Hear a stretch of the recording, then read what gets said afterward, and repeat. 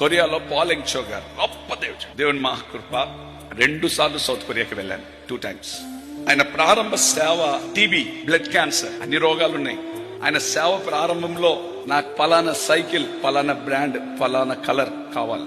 Number 2, వాక్యం చెప్పడానికి పలానా ఈ కాఫీ కలర్ టేబుల్, ఈ బ్రాండ్, ఈ కంట్రీదని ప్రభుని విశ్వాసంతో అడిగితే ఆ నమ్మదగిన దేవుడు ఏ టేబుల్ అడిగితే ఆ టేబుల్ దేవుడు ఇచ్చాడు. ఆ నమ్మదగిన దేవుడు ఏ సైకిల్ బ్రాండ్ అడిగితే ఆ సైకిల్. ప్రభా 6 సంవత్సరాలైనా 15 మంది వస్తున్నారు మందిరానికి. నేను నిన్ను నమ్మే కదా వచ్చిన, స్వస్థపరిచినవో నువ్వే కదా, నా టీవీని ముట్టావు కదా తండ్రి.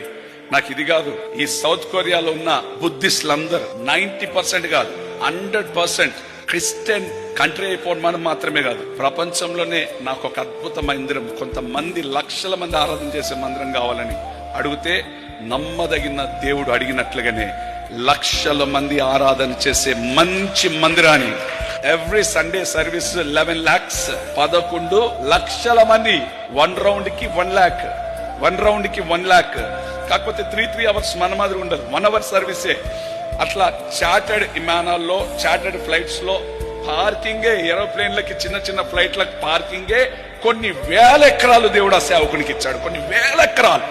శాంసంగ్ ఓనర్ పాలెంగ్ చో గారి విశ్వాసి, హుండాయ్ కార్ పాలెంగ్ చో గారి విశ్వాసి, కియా పాలెంగ్ చో గారి విశ్వాసి. వాళ్ళ కుటుంబాలు ఇప్పటికీ వాళ్ళ తాతల తర్వాత జనరేషన్ కూడా అదే సంఘంలో విశ్వాసం ఉన్నారు. ఆ సంఘానికి 11 లక్షల మంది విశ్వాసులు దేవుడిస్తే 90% కంట్రీ మొత్తం క్రిస్టియన్ కంట్రీగా దేవుడు మార్చేసినాడు.